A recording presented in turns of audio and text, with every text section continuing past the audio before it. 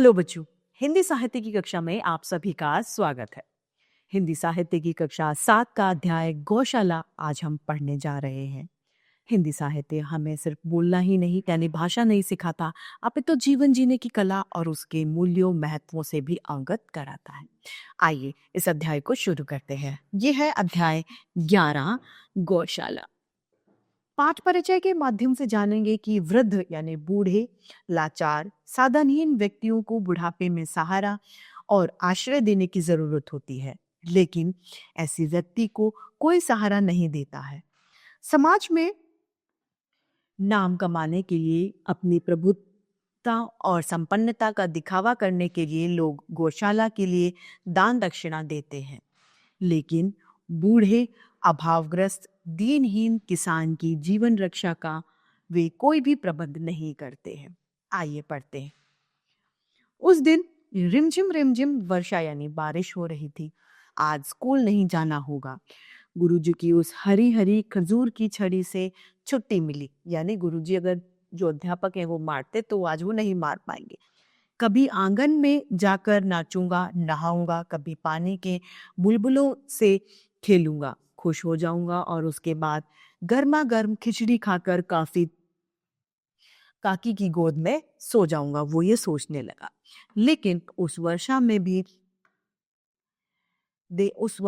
में भी देखा गांव के रामफल काका कीचड़ में सने हुए, सिर पर छाता ओढ़े, लेकिन ज्यादातर भीगते बड़े जा रहे थे मेरे पड़ोसी अंकल के दरवाजे की ओर। रामफल काका मेरे गांव के सबसे धनी लेकिन सबसे कंजूस, जो पैसे खर्च नहीं करते उन्हें कंजूस कहा जाता है, वो व्यक्ति हैं।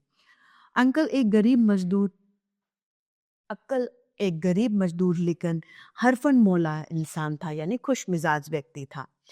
अक्कल जरा चलो, भानस घर का खपरेल उधर जाने से समूचा घर पानी पानी हो रहा है, खाना पानी बंद है, चलो जरा खपरेल को दुरुस्त यानी उसकी रिपेयरिंग कर दो, बाल बच्चे भूख से छटपटा रहे हैं। मेरी तबीयत ठीक नहीं है, माफ कीजिए, तबीयत ठीक होती तो हुक्म सिर आंखों पर था। अक्कल ने ये बात कही। अक्कल रामफल काका का काम प्राय यानी ज्यादातर ही किया करता था, लेकिन उसे सबसे ज्यादा तो इस बात की चिढ़ थी कि रामफल काका कंजूसी के मारे अच्छे दिनों में तो घर सही कराते नहीं और आफत में जान लेने आते हैं। ऐसे गरीब की देह यानी शरीर नहीं है क्या? क्या उसे सर्दी गर्मी का एहसास नहीं होता? यदि उसे सर्दी लग गई, वह रह रहकर खांसता था। यह बात तो हम पड़ोसी भी जानते थे, लेकिन रामफल काका के साम दाम दंड भेद यानी उन्होंने सारी कोशिश कर ली रामफल ने अक्कल को ले जाने के लिए, और उसके सामने उसे झुकना पड़ा। फटी हुई काली कंबली ओढ़े अक्कल को मैंने रामफल काका के पीछे पीछे जाते हुए देखा, यानी अब अक्कल रामफल की बात मानने के लिए तैयार हो गया। अक्कल 5 हाथ का लंबा जवान था। अब यहाँ पर उसकी शारीरिक जो विशेषताएं हैं वो बताई जा रही हैं। वही भारत के आदिवासियों का, विदेशी आर्यों के रक्त मिश्रण का प्रभाव रंग पर न पड़कर आकार पर ही पड़ा, और वो हट्टा कट्टा जवान था। जिस खेत की कोड़नी में अक्कल पहुंचता, उसके खरपात अक्कल के नाम से रोए, यानी वो खेत में काम भी बहुत अच्छा करता था। उसकी कुदाल यानी कुदाली से क्या थी, परशुराम और बलराम की कुठार और हल की खिचड़ी। उसके जैसे महीन जोतने वाला हलवाहा कहाँ मिलेगा, यानी वो हल चलाने का काम खेतों में बहुत अच्छे से करता था। घर बनाने में तो वो उस्ताद था, उसे महारत हासिल थी। गांव में जितने अच्छे मकान हैं, चाहे उनकी दीवार बनानी हो, चाहे वो छप्पर में, अक्कल का कुशल हाथ उसमें जरूर है, यानी अक्कल की मेहनत उसमें जरूर लगी हुई है। रामफल काका का वह शानदार बंगला अक्कल की वास्तु विद्या के अपार ज्ञान का एक उत्कृष्ट नमूना है, यानी रामफल काका का जो घर है वो भी अक्कल द्वारा बनाया गया है। अपने इन गुणों के चलते अक्कल मजदूर होकर भी काफी खुशामदें पाता था और पैसे भी। उसके 2 बेटे और 1 बेटी थी। बेटों का लालन पालन उसने औकात से ज्यादा अच्छे ढंग से किया, यानी जितनी उससे हो सकती थी उससे भी ज्यादा अच्छे ढंग से वो अपने बेटों का लालन पालन करता है। और बेटी को तो वो इस शान से रखता है कि जैसे गांव की बबुआइन भी मन ही मन चिढ़ती है, यानी गांव के बड़े से बड़े लोग भी उससे देखकर चिढ़ते थे। इस तरीके से वो अपनी बेटी को ऐशो आराम में रखता था।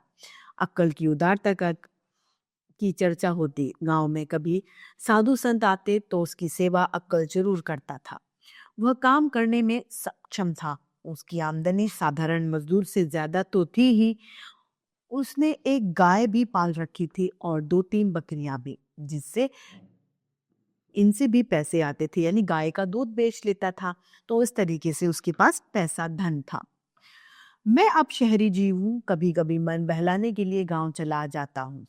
एक दिन अपने दरवाजे पर बैठा एक विलायती मैगजीन यानी पुस्तक किताब पढ़ रहा था। एक छोटी सी रूप कथा थी। मैं सोचता, उफ, ये विदेशी कलाकार कैसी जीवंत तस्वीर खींचते हैं। कलम है या रंगीन कूची, यानी इतनी अच्छी फोटोज इनकी कैसे आती, ऐसा लगता है कि सच की तस्वीर है। सलाम बबुआ। मेरी आंखें ना उठी। मैं कुछ पढ़ने में गर्क था, यानी मैं पढ़ने में मग्न था। कुछ गर्क होने का स्वांग भी कर रहा था, यानी कुछ मग्न होने का मैं नाटक भी कर रहा था। कुछ उपेक्षा भी थी। दिन भर देहातियों के मारे परेशान जो रहता हूँ। फिर वही आवाज। मैंने आंख उठाई। एक लकुटिया और 2 सूखे पैरों के सहारे 3 टांगों के जानवर सा झुका हुआ आदमी दिखाई पड़ा। जिसके चेहरे पर गौर किया तो काले चेहरे को सफेद सफेद बालों के ठूस ठूठ उसे भयानक बना रहे थे। गर्दन लगातार उसकी हिल रही थी। मैं बबुआ अक्कल। अब वो कौन है व्यक्ति जो आया है? वही अक्कल जो हट्टा कट्ठा जवान हुआ करता था। मैं चौंक पड़ा। क्या वही अक्कल आज ऐसा हो गया? बेचारा अक्कल अब भीख मांगता है। जिसने गांव भर को घर दिया वही बेघर बार है। एक बच्चा जाता रहा। बेटी शादी होते ही अपने ससुराल चली गई। बेटी तो पराई ही होती है। उसने उसकी प्यारी पत्नी बुधनी भी चल बसी, यानी उसकी भी मृत्यु हो गई। कोई काम धाम उसने बन पड़ता नहीं। इतनी कमाई तो कभी हुई ही नहीं कि वो इतना धन इकट्ठा कर पाता कि बुरे दिनों में चैन से बैठकर खाता। सिवाय भीख के अब उसके पास कोई दूसरा चारा नहीं था। और भीख भी क्या सदा मिलती है? हमेशा भीख थोड़े मिलती है। भूख प्यास का मारा अक्कल हड्डी का ढांचा बना हुआ था। मैं तुमसे भीख लेने नहीं आया, एक नालिश यानी एक विनती करने आया हूँ बबुआ। तुम ही इंसाफ करो, यानी तुम ही न्याय करो। नहीं तो रामफल बाबू के मुकाबले कौन मुंह खोले, यानी रामफल बाबू के मुकाबले कौन, उनके सामने कौन बोल सकता है, जरा बताओ। अक्कल ने कथा सुनाई।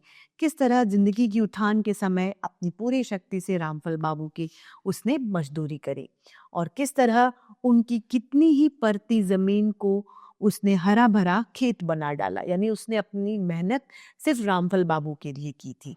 किस तरह उसने पशुधन में उनकी वृद्धि करी, किस तरह उनके मकान बनाए जिस पर पड़ोस के बड़े बड़े लोगों को भी जलन होती थी। लेकिन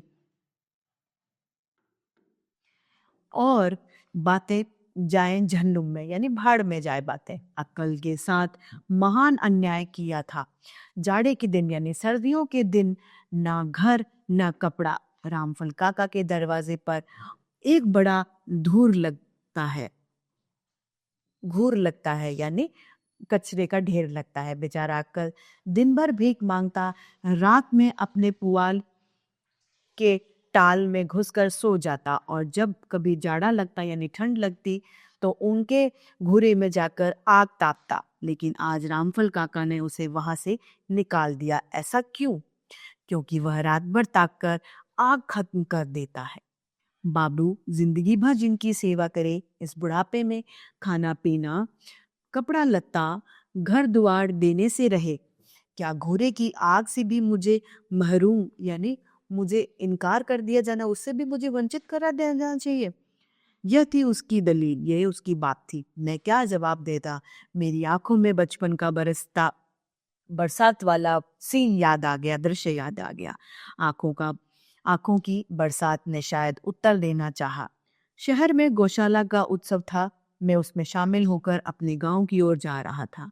मुझे खुशी हो रही थी कि गौशाला के संबंध में मेरे गांव की भी चर्चा हुई। रामफल काका ने 2 गाड़ी पुआल गौशाला के लिए दिया था। गौशाला के मंत्री ने इसका उल्लेख किया था। गौशाला बूढ़ी अपाहिज गायों बैलों की रक्षा के लिए कितना सुंदर प्रबंध, ऐसा होना चाहिए भी। भला जिन गायों ने हमें जिंदगी भर दूध और बछड़े दिए, जिन बैलों ने अपनी हड्डियां घुलाकर अपने जमीन की जरखेज जरखेज यानी अपने उपजाऊता बनाया, उनके बुढ़ापे का तो कोई तो इंतजाम होना ही चाहिए ना। गौशाला मनुष्यता का सबसे सुंदर प्रतीक है। यूं ही साइकिल सर राता सोचता चला जा रहा था कि रास्ते में झुके एक आदमी की सूरत दिखाई पड़ी। यह तो अक्कल है। कहाँ चले अक्कल? उसने पूछा। गांव में अब गुजारा नहीं होता बबुआ, जा रहा हूं कहीं, मांग मांग कर खाऊंगा और राम नाम लेते। अक्कल अपने गांव को हमेशा के लिए छोड़कर जा रहा था। कहाँ? जहां कभी भी उसे पेट के खड़ के लिए मुट्ठी भर अन्न और शरीर के लिए 3 हाथ जमीन मिल जाए। मनुष्य ने बूढ़े पशुओं के लिए तो गौशालाएं बनवाई, लेकिन बूढ़े मनुष्य के लिए क्या बनवाया? रामफल काका को बूढ़ी गायों से इतनी मोहब्बत, और उस बूढ़े आदमी के लिए जिसने उनको सारी जिंदगी अपनी दे दी, उसके लिए कुछ भी नहीं। इस पाठ की रचयिता है रामवृक्ष बेनुपुरी। तो इसी के साथ हमारा हिंदी साहित्य का ये अध्याय समाप्त होता है और अध्याय के साथ हमारी कक्षा भी समाप्त होती है। फिर से हिंदी साहित्य के ऐसे रोचक अध्याय लेके आपके समक्ष प्रस्तुत होते रहेंगे। आज के लिए इतना ही, फिर मिलते हैं। धन्यवाद।